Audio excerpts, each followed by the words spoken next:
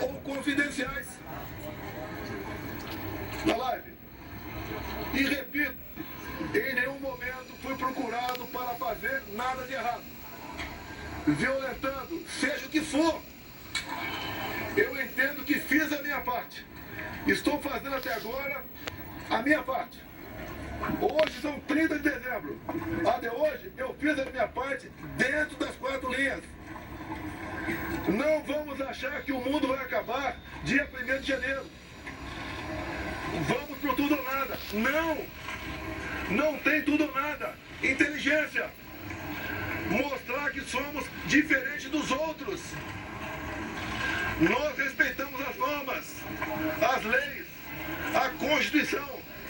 Nós sabemos dar valor à liberdade. Talvez isso seja o de mais importante. Mas o pessoal deve perguntar: por que estado de defesa?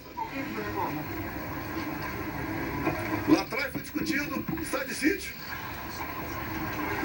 Você deve se lembrar na matéria do Gringão, que passou para a Folha de São Paulo, áudios. Um dos áudios dizia: carregue no 42. Eles estavam na dúvida do que me acusar. Estava na dúvida. Ele achou naquele momento que era melhor falar que queria dar um golpe usando o artigo 142 da Constituição. E agora, entre ontem e hoje, palavras do ministro relator, ficou convencionado por ele, está de defesa. E o decreto estava pronto para assinar. Seria então, se assinasse, o início do golpe. Segundo o ministro relator, configurou-se o golpe a partir desse momento. Mas, antes de hipotética assinatura de um decreto de estado de defesa, como está no artigo 136 da Constituição, o presidente da República tem que convocar os conselhos da República e da Defesa. Aí seria o primeiro passo. Não adianta botar um decreto na frente do presidente de estado de defesa e assinar, está resolvido. Não convoquei os conselhos da República e da Defesa.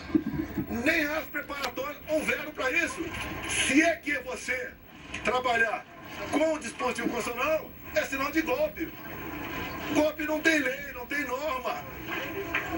Golpe tem conspiração. A imprensa, o parlamento, setor do poder judiciário, setor da economia, fora do Brasil. Forças Armadas em primeiro lugar. Sociedade, empresários, agricultores. Aí você começa a gestar um hipotético golpe. Nada disso houve. Agora, por que se comentou estado de defesa e estado de sítio? Para a gente desmontar de vez essa história de golpe em cima de um dispositivo constitucional. 2014, acabou as eleições, Dilma ganhou de Aécio Neves. O que o PSDB fez? Contratou uma auditoria externa. Talvez para dar mais credibilidade ao parecer final. Conclusão, parecer final da auditoria externa contratada pela SDB sobre eleições. As urnas são inauditáveis. Não sei o que disse isso. Isso foi em 2015. Eleição de 2014. Desde 2012, eu já tinha ações dentro da Câmara dos Deputados pelo voto impresso.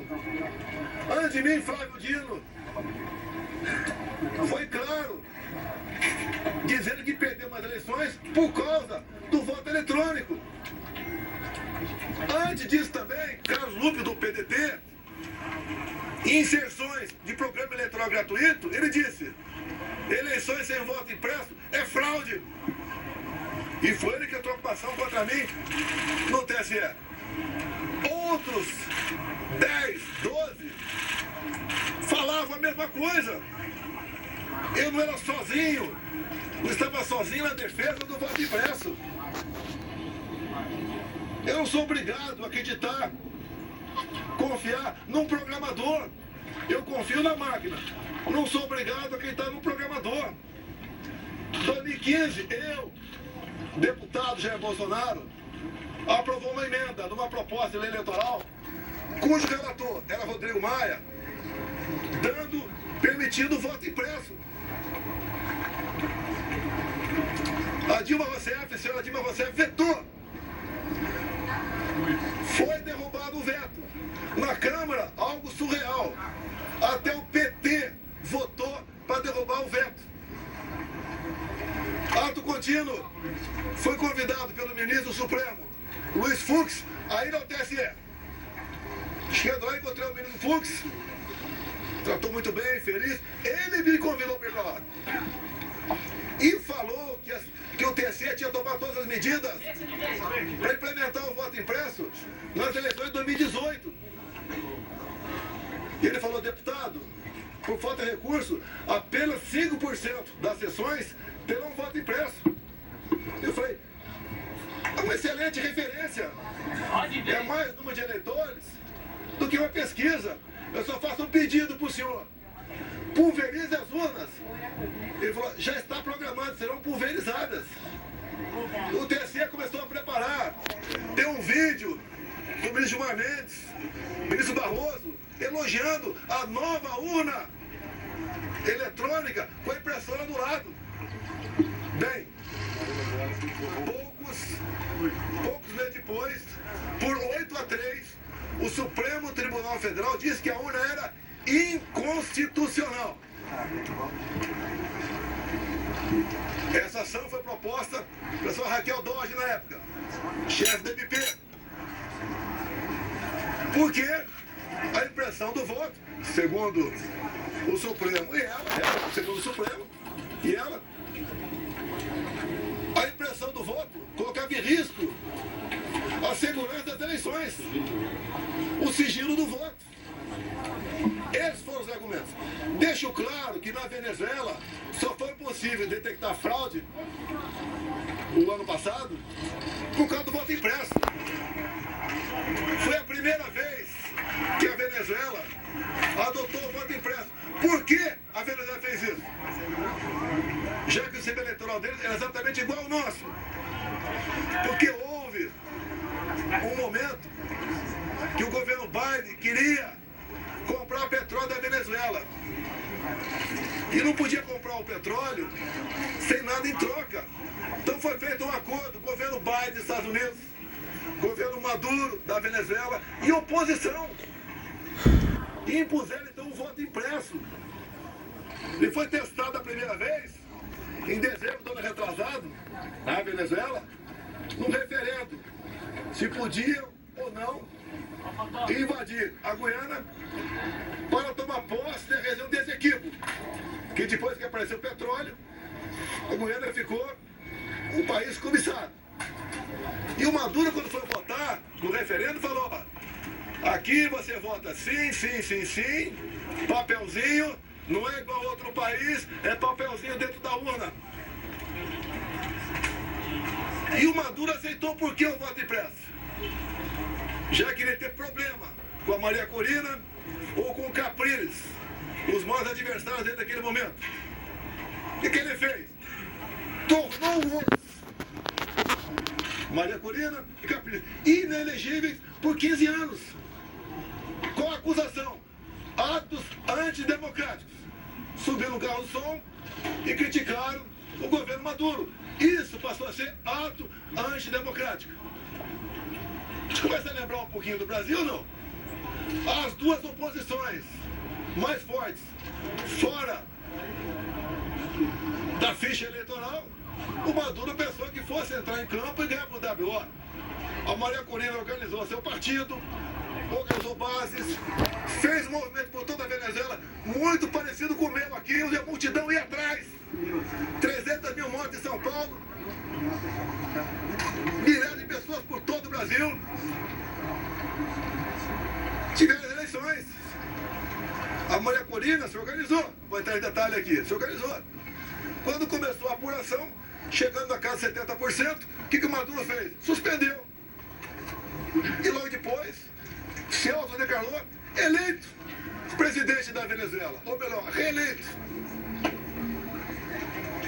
Mas a oposição oposição tinha boletim de urna, tinha atas. E essa questão se alastrou fora da Venezuela. Chegou-se à conclusão, então, que tinha havido fraude por parte do Maduro. E tinha que encerrar as eleições por ali, caso contrário ia dar a vitória do Edmundo, o candidato da Maria Corina. E dali para frente vocês sabem a história. O governo brasileiro, o PT reconheceu a vitória do Maduro. O governo brasileiro, Lula da Silva já, não quis reconhecer. Houve um entreveiro entre ambos. O Maduro falou em certo momento: a sua justiça eleitoral reconheceu você vitorioso aí. A minha reconheceu aqui. Fique quieto ou vou falar. Palavra do Maduro. O voto impresso é um direito. Como a contagem pública de voto tem que ser feita. A Alemanha não aceitou um voto igual ao nosso. Presidente, sobre a decisão de hoje... Não. Desculpa aqui. Eu não vou atender, com todo respeito a você, não vou te atender aqui. Tá ok. Depois eu fico aberto, ó. Então o voto impresso, mais de 400 deputados derrubaram o veto em 2016 para 2017. Eles estavam atacando a democracia, quem votou para derrubar o veto, atentaram contra o Estado Democrático de Direito. Agora vamos num ponto nevrálgico aqui sobre o voto impresso. Quando acabaram as minhas eleições, a última agora, em 22, o meu partido peticionou ao TSE. No dia seguinte, o ministro-presidente do TSE, Alexandre Moraes, não aceitou, mandou arquivo e nos deu uma multa de 22 milhões de reais. Alguém já viu um advogado ser multado por aí? Por peticionar alguém do Poder Judiciário? Se ele tivesse recorrido, a multa poderia passar para 200 milhões. Ou até mesmo, quem sabe, caçar o registro. Então, não tínhamos como discutir dentro da eleitoral essa questão. Vamos voltar um pouquinho para 2018. Depois voltar para 22. 2018. Eu ganhei o segundo turno. Uma enxurrada de votos. Teve a facada. Mas, 2 dias depois do segundo turno de 2018, chegou um papel no TSE, bem fundamentado, dizendo que tinha havido fraude. O que o TSE fez na pessoa da ministra Rosa Weber, presidente? Oficiou a Polícia Federal e foi aberto um inquérito. Opa! Para investigar a eleição de Jair Bolsonaro, ganhador, tem inquérito. Para pro lado de cá, quando eu perco, quando o Lula ganha, não pode nem petição. E foi aberto o inquérito, que alguns de vocês já ouviram falar sobre ele. Inquérito 1361 de novembro de 2018. Para apurar fraude. E foi dada uma atenção muito especial, por determinação da presidente, para resolver rápido a questão de fraude. Estava na cara que já havia havido fraude. Para me tirar e botar o Haddad. O inquérito começou a voar na mesma velocidade dessa ação contra mim. Porque o Haddad tinha que assumir. Eu fiquei sabendo desse inquérito em 21. Por que em 21? A Câmara dos Deputados começou a discutir o voto impresso. A autora da PEC, Bia Kicis, relator da PEC, Felipe Barros, do Paraná. Alguém falou de inquérito 1361 que até aquele momento eu não sabia. A comissão especial votou um requerimento e aprovou por unanimidade para buscar esse inquérito na Polícia Federal. E o Felipe Barros teve cuidado, quando pediu esse inquérito, se havia algo reservado, algo que tivesse uma classificação sigilosa para não divulgar. A resposta do delegado: não. O inquérito chegou na mesa, então, da presidente da Comissão Especial, Bia Kicis. Foi distribuída cópias para todo mundo. Um documento ostensivo. Eu também também tive acesso. Aí então começou algo realmente inacreditável. O que estava fazendo esse inquérito? Ato contínuo, em 22, teve uma reunião com os embaixadores do ministro Fux, com o ministro Fachin do TSE.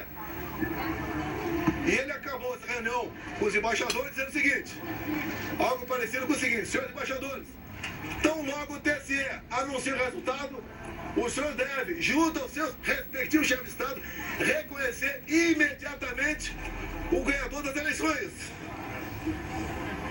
No mínimo, sinal amarelo. Fosse quem quer, eu ou Lula, é para reconhecer imediatamente. Reunir com embaixadores é uma política privativa do presidente da República. Ele não podia ter feito isso. Conhecedor do inquérito 1361, convidei os embaixadores, 2 meses depois, a comparecer no Alvorada. Convidei o ministro Fachin a comparecer também, é tudo aberto, dentro das 4 linhas. Ele não foi. Ali eu mostrei o que era o inquérito 1361. Eu não posso falar para vocês aqui, sobre as 3 páginas, porque esse inquérito, depois que eu falei sobre ele, ele teve a classificação sigilosa de confidencial, ou seja, secreto. Tudo que acontece aqui, por parte de Alexandre de Moraes, é confidencial, é secreto. 8 delações do CID, secreto. E o que está lá dentro? Que vocês podem pedir via live à Justiça Eleitoral. Quem já pediu já sabe que é negado o acesso. Mas espera aí.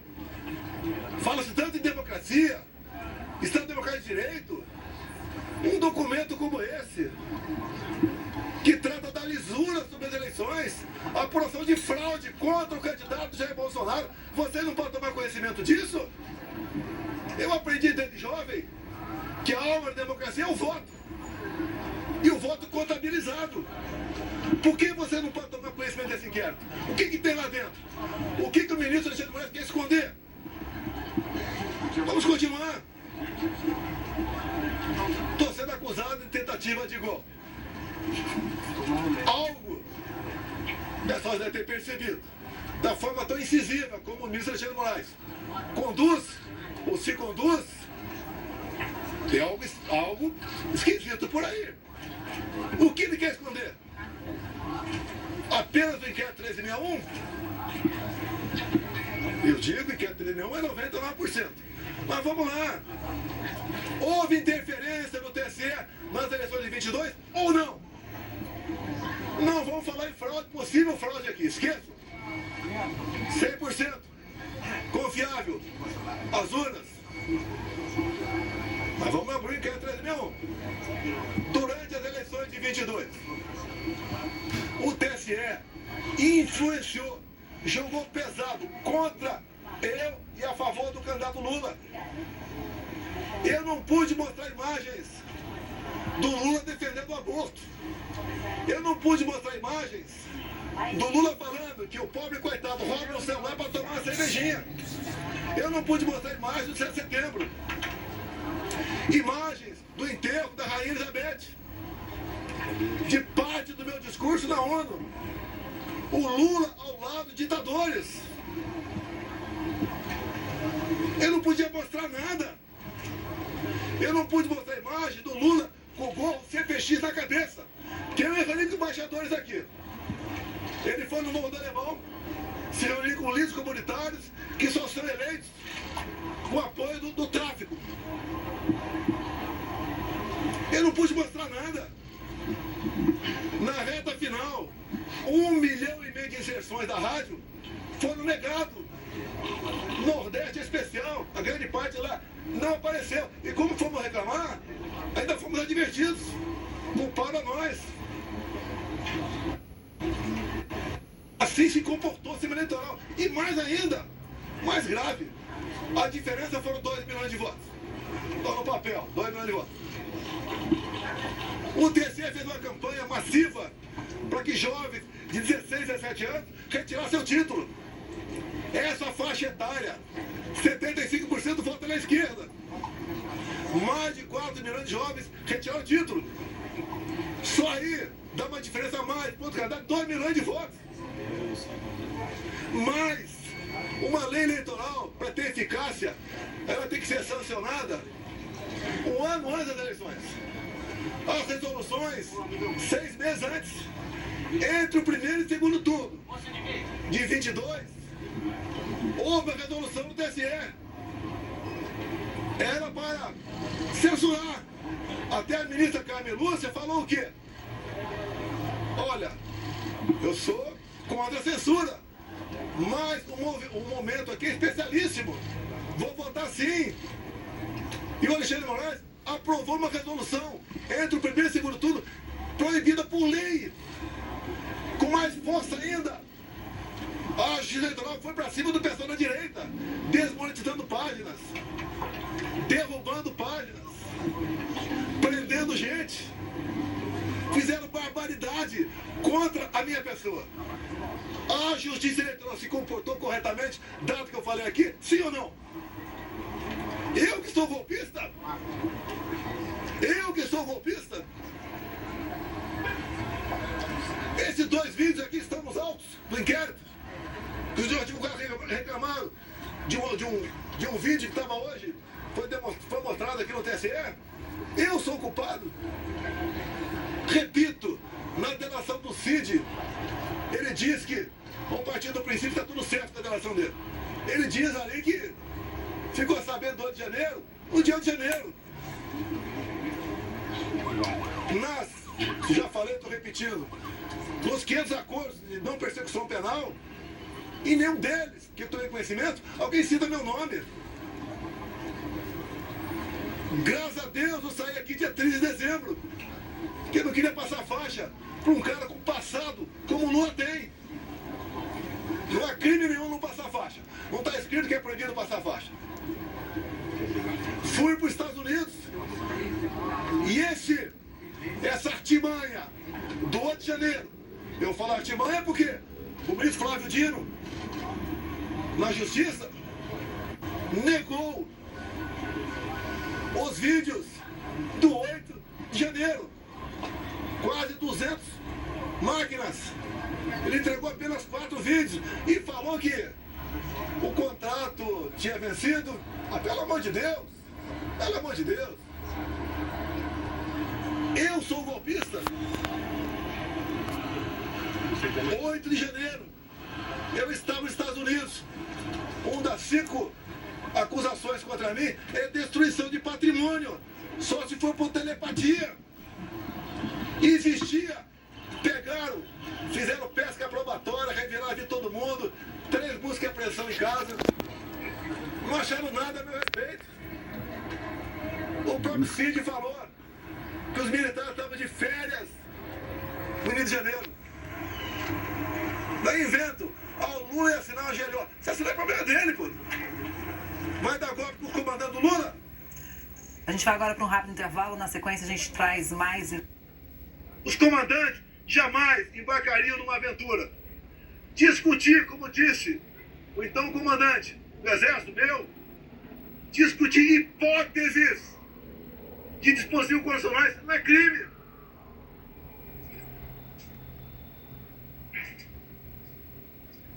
Ela vai me tirar do sério. Acho que a maioria já aprendeu aqui como é que eu acho. Quiserem tumultuar com você, é outra história, vou embora. Vou abrir a pergunta para vocês. Diz Alexandre de Moraes que o golpe começou dia 20. Vou abrir a pergunta para vocês.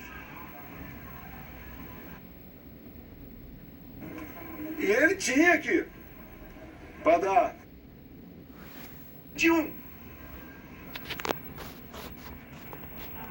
ano e meio antes de acabar 22. E ele tinha aqui, para dar... Ele... Todos ficaram sabendo. Ou foi a PF que descobriu? Aquela banda da PF. Nesse dia eu fiz uma live. Onde eu falei sobre o inquérito 1361. Qual o problema? Quero ser cito. E diz ele que eu difundi fake news. Eu difundi o que tinha dentro do inquérito. Se é fake news, o inquérito é mentiroso. Esse inquérito está inconcluso até hoje. Saiu de Brasília e foi para São Paulo. Nenhum delegado quer assinar o relatório final. Dado as barbaridades nessas 3 páginas sobre o sistema eleitoral. Eu acredito que vocês querem ter conhecimento disso aí. Vamos botar um ponto final? Vamos! O senhor Alexandre Moraes suspenda o sigilo do inquérito 1361 de novembro de 2018. É fácil! Vamos para a verdade, vamos botar tudo na mesa. Por que essas prisões absurdas? 17 anos, com 14 para a Débora agora. A Débora é uma golpista, terrorista. Ela está sofrendo mais que qualquer ser humano para sofrer na vida. Ela acorda e dorme, sem dar um beijo, sem dar um banho nos seus filhos. De 10 e 7 anos de idade. Por que 14 anos, 17 anos? Quer botar 30 em mim? Se eu tivesse devendo qualquer coisa, eu não estaria aqui. Fui para os Estados Unidos, graças a Deus, e se tivesse aqui de Rio de Janeiro, estaria preso até hoje. Ou morto. Que é o sonho que você quer ter alguns aí. Que eu preso vou dar trabalho. Não está acontecendo, não, deixa contigo, presidente. Então, aqui está grande parte, quase toda a verdade que interessa. Repetindo, 2 de novembro de 22. Quando eu falei com a imprensa, li um papel e começo dizendo que vão sentir saudade de mim, como estão sentindo hoje. Vou estar o mês que vem no Rio Grande do Norte com o senador Marinho, como já tive outras vezes, depois das eleições. O tratamento é excepcional. Que o João em 32 eu usei na campanha e durante meu mandato. A verdade dói, mas o povo entendeu que a verdade é necessária. É picanha, cigarro, cervejinha. Não tem nem ovo agora. A inflação está aí. O povo não quer mais confusão. Por isso que eu falo de anistia. Eu duvido que uma mãe aqui não se coloque no lugar da Débora e não queira anistia. Não encontrar nenhuma arma aqui. Eu estou sendo acusado junto com as pessoas que foram presas. Tentativa armada. Que arma? Vai no Senado aqui. As armas apreendidas foram estilingue, meia dúzia de bolinha de gude, mais nada. Que mais? Uma senhora com a Bíblia. Agora, as coisas aconteceram antes do pessoal que estava no acampamento vir para cá. Porque tem vídeo de pessoas comuns mostrando um cara sozinho quebrando tudo por aí.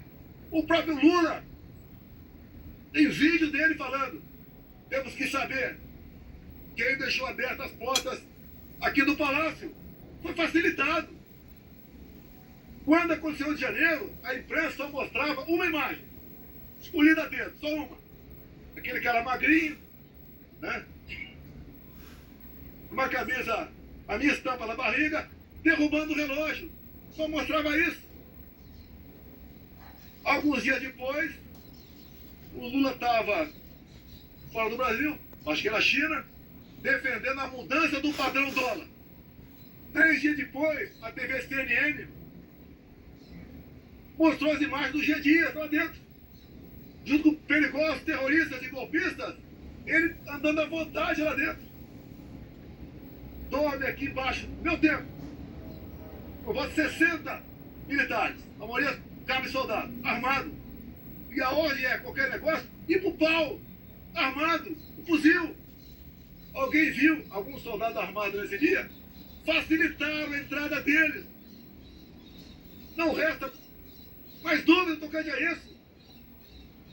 Comigo, até o ministro Fux falou hoje, né? Que temos 60 anos que ele ficou preocupado. Ele falou, graças à Polícia Militar do DF, nada aconteceu. Naquela época o ministro Fux falou comigo, era presidente. O ministro, fique tranquilo, o nosso pessoal não faz baderna. Quando acaba o governo não tem papel no chão. Se é na Paulista, não tem um vidro quebrado. Não tem um cesto de lixo incendiado.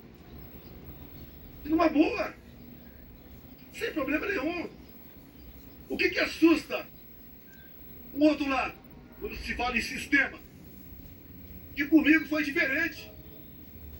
Deus me deu a segunda via e me deu um mandato. E eu montei um ministério técnico. Vocês nunca viram na vida de vocês. Como agora, continua um balcão de negócio. Ministério, estatal, bancos oficiais.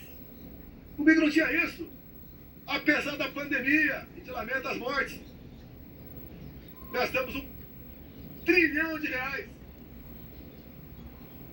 Reflexo da guerra. Terminamos 22, um saldo de 54 bilhões.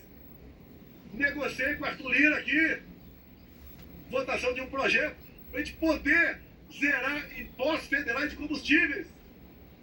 E zeramos. O Paulo Guedes, na nova política dele de reindustrialização, diminuiu em 30% o IPI de 4 mil produtos. Eu zerei imposto de importação de muita coisa. Pneu de caminhão, peça de trator, material para energia fotovoltaica, medicamentos. E eu comecei a arrecadar mais. Com esse governo, só se fala em taxa. O Lula só acerta quando ele revoga uma medida sua ou de um ministro seu. Uma portaria de carimbar a validade do ovo. Ele só acerta quando revoga.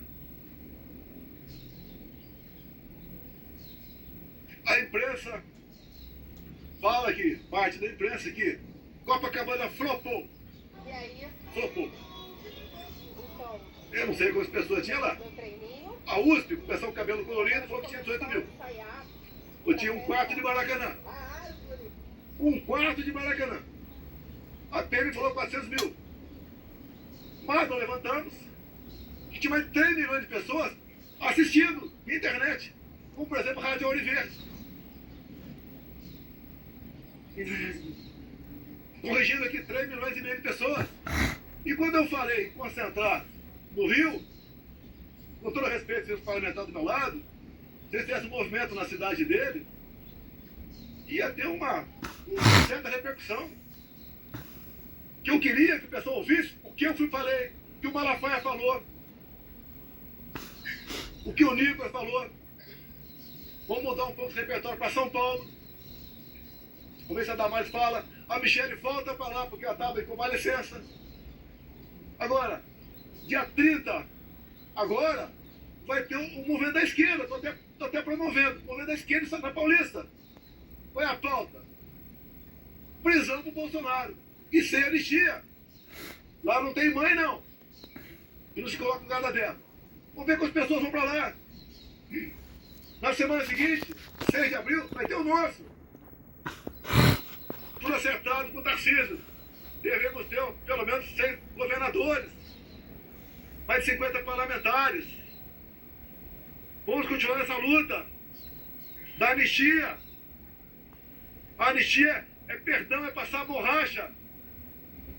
É fazer o Brasil voltar à sua normalidade. Eu não quero conflito, confronto. Eu quero o bem-estar do meu povo. Não tenho obsessão pelo poder, tenho paixão pelo Brasil. E quando alguns falam inelegível, por que eu estou inelegível? Porque me reuni com embaixadores? Não foi com traficante no Morro do Alemão, não. Abuso de poder político? Qual voto eu ganhei junto a embaixadores? A outra inegibilidade, abuso de poder econômico. Acabou aqui o 7 de setembro. Com toda certeza, 1 milhão de pessoas aqui, parecia uma plantação de girassol amarelo. Deixei minha faixa, acabou o 7 de setembro. A estrutura dos palanques que estavam por lá de lá, subi no carro de som, na Malafaia. E ali, eu fiz o pronunciamento. E que coisa ridícula. Por ocasião da votação da minha elegibilidade, o ministro Alexandre de Moraes, falando, inclusive, ele fez um coro de imbrochável, imbrochável. O que é isso? Eu falei com o cara que estava lá embaixo, aquela medalha ali, não foi no microfone. E se tivesse falado, qual o problema? Agora tá grito aí para qualquer lugar que eu vou, chip, chip, chip. Qual o problema? Qual o problema? Alguém viu corrupção com estatal comigo? Acabaram com os Correios. Viu o rombo do Banco do Brasil? Como é que era, por exemplo, Porto de Santos? Estava prejuízo anual de 500 milhões. O Tarcísio assumiu o ministério.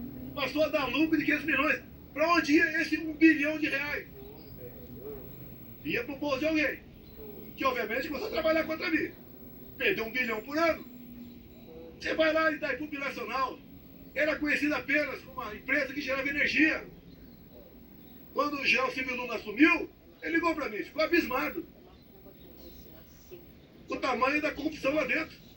Eu falei, mas como é que isso nunca veio à tona? Porque a Itaipu Binacional, por ser binacional, não é auditada pelo TCU. Podia meter o braço até o sovaco e roubar. Nós tapamos esse rombo. Junto com o ministro Saxida, na reta final, o que nós fizemos? Reduzimos 40% em 45% o preço da tarifa em dólar. E mais, concluímos a segunda ponte com o Paraguai. Não é uma pinguela, não. Uma ponte com 470 metros de vão. Está 2 anos faltando a cabeceira. Começamos a terceira ponte em Porto Mundinho, com a Bioceânica. Alongamos em 600 metros o aeroporto de Foz do Iguaçu. Circulando para o Nordeste. Vou terminar Itaipu aqui. Atendi o governador Ratinho, asfaltando em 43 quilômetros. É bem a pedido do Felipe Barros. Asfaltamos a Transmoedeira, 43 quilômetros. Atendemos, com pequenas obras de infra, mais de 50 municípios. O então secretário da Pesca, Jorge Seif, começou a tratativa com o Paraguai, mas nós praticamos a piscicultura no Lago de Foz. A previsão era aumentar em 20% a produção de pescado no Brasil. Faltou o último passo, que mesmo do nosso lado tinha que ter autorização do Paraguai. Mais um exemplo do estatal, que deixar de meter a mão nela. Os bancos do Brasil, Caixa Econômica, BNDES, aquela diretoria era um partido, ou um grupo que trabalhava lá, não pelo banco, para si. Eu tive uma vez, uma pessoa muito importante, né? Foi me visitar e tinha um problema no Banco do Brasil. Era um problema de quase 200 milhões de reais. E ver se eu podia resolver. Eu tomei conhecimento. Chamei o presidente do banco. O que tu acha disso? Ele falou, não dá por causa disso, disso. Pô, eu chamei o cara de volta. Eu falei, companheiro, desculpa, mas não dá por causa disso. Sabe o que ele me respondeu?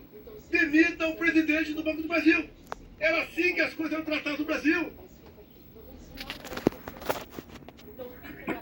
Um momento marcante na minha vida, tinha uns 15 mega empresários na minha sala.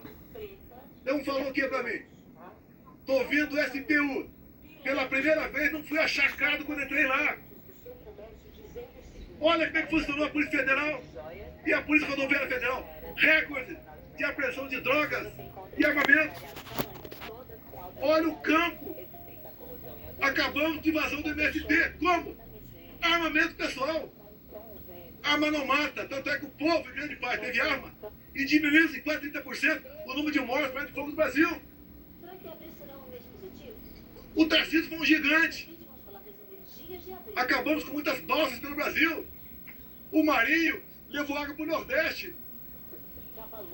O Saxida na reta final. Acertamos toda a documentação para eólicas offshore na costa do Nordeste, para gerar o equivalente a 50 Itaipus.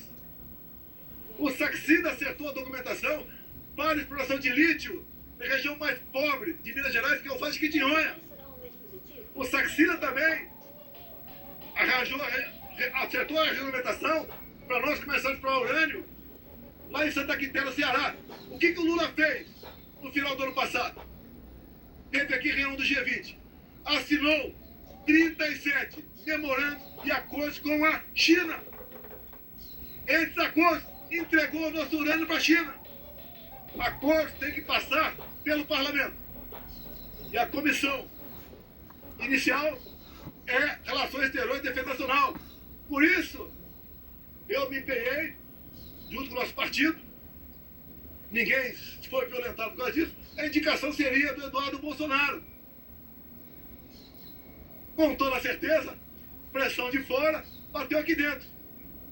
O Lula quer botar o Brasil no colo da China. É só você da imprensa tomar conhecimento dos 37 memorandos e acordos. Até acordo satelital. O que o Lula quer? Quer uma internet dele. E a China aqui dentro. Não tem como esse país ir para frente. Não tem. É impossível esse país ir para frente. Temos potencial para dar um salto enorme. Por que não vai para frente? Grupelhos. E quando eu acabo o loteamento, ou em grande parte, desses loteamentos, em estatais, em ministérios, em bancos oficiais, eu estou dando um golpe nas pessoas que sempre se viveram na sombra do poder. Botamos um ponto final nisso. Se eu fosse um tido presidente, Mané, né, como outro qualquer, ninguém está preocupado em processar. Me pinto agora nesse inquérito como o maior criminoso da democracia. Eu não interferi no TSE. O outro lado interferiu. Eu não soltei nenhum bandido para disputar a eleição. Eu não tornei nenhum bandido elegível, anulando condenações para poder disputar a eleição. Dá para entender uma união de Alckmin com Lula? Com tudo que eles foram no passado? Que constrangedor! O Alckmin ir no evento com Lula e cantar Internacional Socialista. O Alckmin para o Irã fica ao lado de 4 terroristas, 3 já foram eliminados. O Alckmin e Lula falar com o Hamas não é grupo terrorista. O que eles querem fazer com a polícia militar agora? Uma PEC. Acabar com a polícia militar no Brasil. Não tem nada para dar acesso a esse país. Vou encerrando, abrindo para uma pergunta. Presidente, o senhor teve uma eventual prisão, agora o senhor estão no réu. Os advogados estão orientando aqui a não dar. Não,